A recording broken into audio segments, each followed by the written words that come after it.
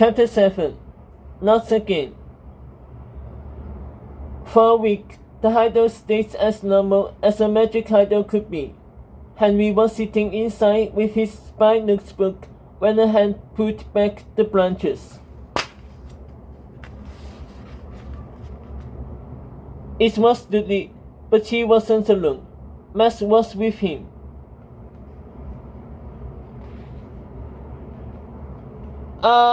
Hi, Henry, Dudley mumbled. I kinda sorta went into Max and kinda sorta told her about your hideout, and she kinda sorta wanted to see it.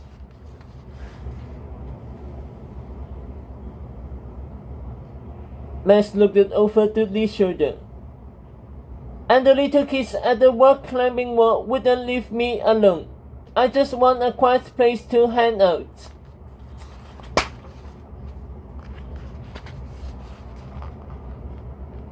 Henry knew what that felt like. Okay, sure, come in, he said. This place is spectacular, Max said as she entered. It's like a dome made of branches. Henry smiled. He was very proud of his magical hideouts. The three friends settled in. Max read her book, and Henry and Dudley went over their spy notes from school. Did you know Principal Pennypacker had a cream cheese and olive sandwich for lunch today? Henry asked. Dudley scrunched his nose. That's gross. Henry nodded. And did you know the water fountain overflowed today? He asked. I reported it to Mr. Fartini. What caused it? Dudley asked. Bubblegum. Dudley made a note of it.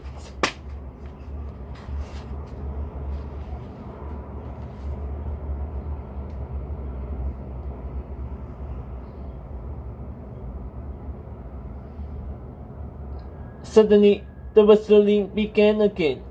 Max set down her book. The three friends froze and stared into the branches. Then, shoop, Max's book slid across the floor by itself. The kids squished themselves into the corner.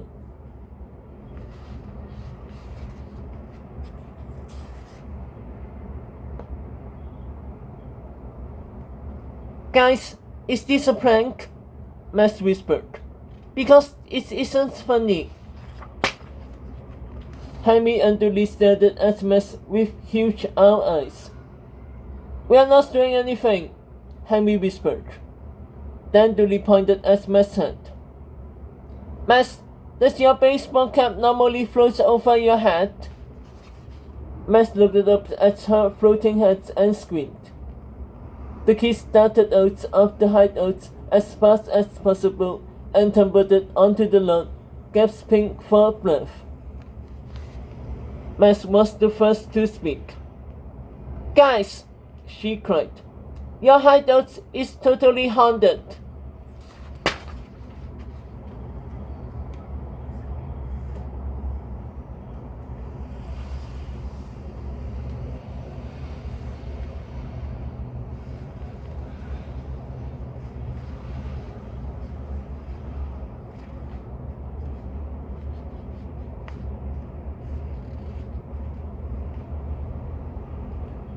Chapter 8. Ghost Zapper. Max dusted herself off and put her hat back on. Today's your lucky day to have a haunted hideout, she told the boys. Because I am an expert ghost zapper.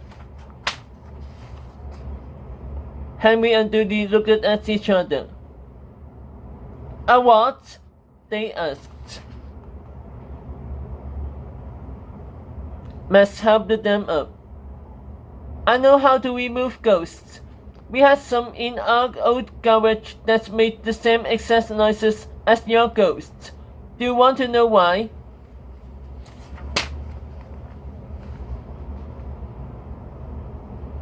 Henry and Dooley nodded. You are in the ghost's personal space, she told them. Would you like help getting rid of the ghosts?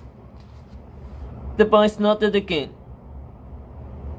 Okay, let's go, Max cried as she climbed back into the hideout.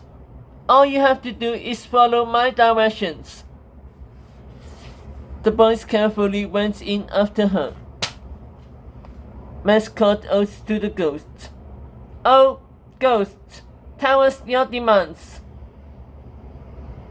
Immediately, the boys shook. Henry and Dooley grabbed hold of each other. Now that we have the ghost's attention, we can begin, explained the Max. First, you have to clap loudly. The boys let go of each other and began to clap as loudly as they could. Max nodded. Now stomp your feet at the same time and move in a circle. The boys did as Max said. Very good, she said. Now cluck like a chicken. The boys clapped, stomped, and clucked in a circle. Cluck even louder, Max demanded. The boys clucked louder. Well, that's really good, Max said. Now you have to act like a ghost. The boys held their arms out and began to moan and groan. Max looked up at the branches. It's working. The boys kept at it until Max held up her hand like a stop sign. You did it! The ghost is gone. Both of the boys stopped and listened. They didn't hear any rustling. But they did hear another sound. It was the sound of Max laughing her head off.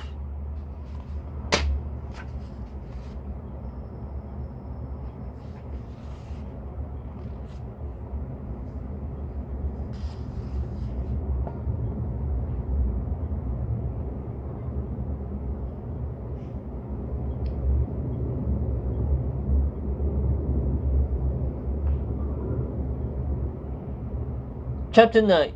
The Cat and the Hat. What's so funny? Henry asked. You are Max's work. Henry and Dooley didn't understand. Don't you get it? Said Max. There never was a ghost. Both boys folded their arms. You mean we are like chickens for no reason? Dooley asked. Max fell to the ground laughing. Yup, and you should have seen yourselves. The boys watched it in disbelief. Then who made all those creepy whistling sounds? Asked Henry. I'll show you, said Max. Then she clicked her tongue and rubbed the two fingers together. Soon, a furry face poked through the branches. It was Calvin.